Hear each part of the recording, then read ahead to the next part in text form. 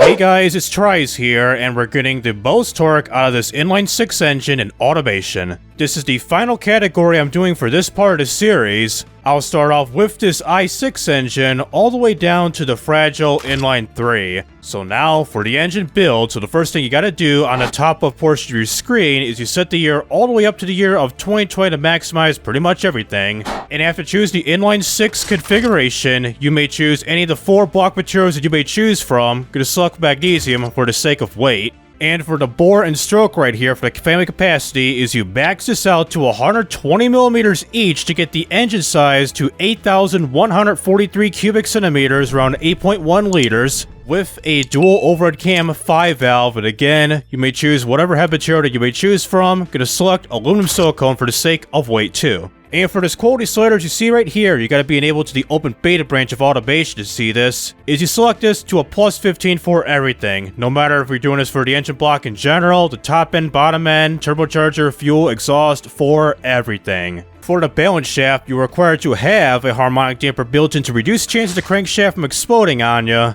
And for the crank conrods and pistons, pretty much the strongest ones as possible. So for the crankshaft, we're going to be using billet steel with the conrods here set to a lightweight titanium and the pistons set to a regular forged. For the compression, you max this out pretty much for everything in the 4.2 version of automation to a 15.0 to 1 ratio in extreme level, with the cam profile set to a 51, and the springs and lifters soften this up quite a bit to a 24, and of course, VVT at all cams. For the turbocharger, we're going to be using a twin turbo setup with a smart boost system, with the intercooler size set to 0 horsepower, so no intercooler whatsoever, which is kind of weird for the meta of this game. And for the aspiration setup details, this section is you select the variable geometry ball bearing setup, with the compressor size set for the first option set to 106 millimeters right here. The turbine, the second section, is you set this to an 81.9 millimeters, just one click up. The air compressor trim, the third option, is you set this to a 41, and the maximum boost is you set this to a 34.8 PSI. For the fuel system, it's pretty much the usual for this part of the series, so we're going to be using a direct injection throttle per cylinder standard mid intake running on the DevBev fuel, with the fuel mixture set all the way up to the richest setting of a 10.0, the ignition timing pretty much the same anatomy to the fully advanced setting at 100, and the RPM limit is set to a 6,900 RPM. And lastly, for the exhaust of this here engine, so we're going to be choosing the turbocharged racing setting with the single exhaust, with the exhaust diameter set to 203 millimeters, which equals to 8 inches. And of course, no cats, no mufflers, bring that quality up.